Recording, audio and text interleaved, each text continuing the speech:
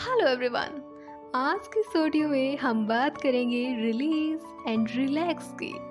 ये बड़ा कठिन था मेरे लिए जब रेवती ने बात की मेरे सपनों की।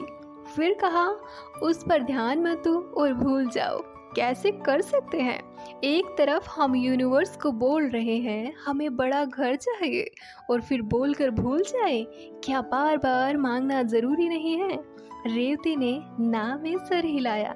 मैंने कहा मुझे समझाओ।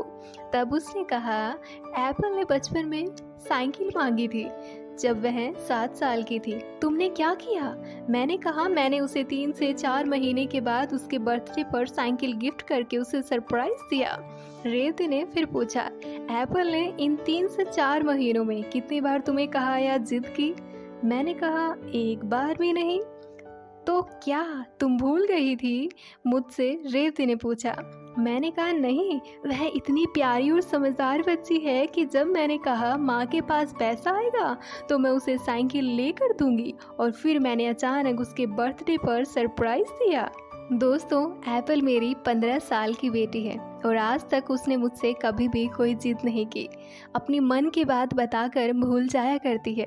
पर मैं माँ हूँ, मैं कैसे भूल सकती थी कि मेरे बच्चे को क्या चाहिए? रेवती ने कहा एप्पल को अपनी माँ यानी कि उस बच्ची का यूनिवर्स तो माँ ही थी। सब कुछ तो माँ ही ला कर देती थी। तो एक छोटी बच्ची का अपनी माँ पर भरोसा कि माँ ज़रूर ला कर देगी। फिर कब आएगा, कैसे आएगा जैसे सवाल या शंका नहीं रहती। सही समय पर आ जाएगा ये भरोसा रहता है। मुझे समझ आ गया था और बात भी सही है। एप्पल ही नहीं, दुनिया के हर बच्चे का यूनिवर्स, पूरा ब्रह्मांड उनके माता पिता ही होते हैं और वह उन्हीं को अपनी विश बताते हैं इस भरोसे के साथ कि विश जरूर पूरी होगी। बस यही भरोसा हमें अपने यूनिवर्स पर रखना होगा, बिना लॉजिकल सवाल पूछे कि कब और कैसे आएगा, मुश्किल है या आसान है। ये हमारे सोचने का काम नहीं है, बल्कि यूनिवर्स को विश बताओ और भूल जाओ और इंतज़ार करो सही वक्त पर सरप्राइज का। यूनिवर्स को सरप्राइज देना बहुत अच्छा लगता है। आपकी विश वह तब पूरी करता है जब आप पूरी तरीके से अपनी विश को भूल चुके होते हो। फिर अचानक सही तरीके से सही वक्त पर सरप्राइज मिलता है। ये यूनिवर्स का रूल है। Shoot your rocket of desire, then forget it. Just release and relax.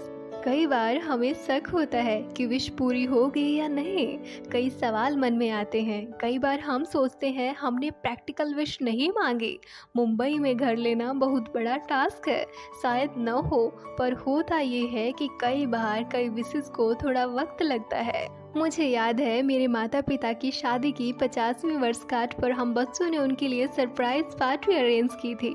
सारे इंतजाम हो चुके थे, बस बैंक्वेट हॉल में गुलाब की पत्तियों का बिछोना बाकी था उनके चलने के लिए। हमने माता पिता को बैंक्वेट हॉल के बाहर इंतजार करने को कहा और कितना वक्त लगेगा तब देखा कि पापा के पूछने में उत्सुकता और बेचैनी भी है। पर हमने उन्हें राइट टाइम पर अंदर बुलाया और परफेक्ट टाइम पर रोशनी से भरे डेकोरेटेड हॉल की लाइट्स जलाई और उन्हें सरप्राइज किया। अपने माता पिता के चेहरे पर खुशी को हम देख पा रहे थे। बस इसी तरह अपनी विश बताकर हम कभी सवाल करते हैं कैसे होगा, कब होगा या बेचैन होते हैं, पर ब्रह्मांड तो सही वक्त पर सही तरीके से ही आपकी विश पूरी करेगा और सरप्राइज करेगा।